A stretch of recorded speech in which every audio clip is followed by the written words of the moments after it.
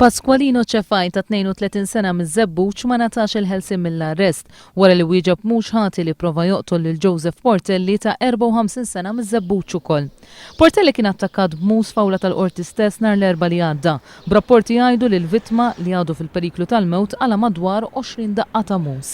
Dan l-attentat seħ l-erba' għal ħabta ta' nofsinhar meta żewġ irġiel kienu quddiem il-Maġistrat Josette De Micoli li kienet tisma' kawża ċivili li tinvolvi iż-żewġ irġiel.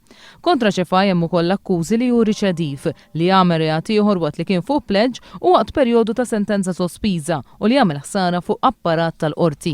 Ċefaj wieġeb mhux ħati wkoll li prova jweġġa serjament lill-avukat Kevin Monpalaw li ndarab ħafif f'dan l-inċident.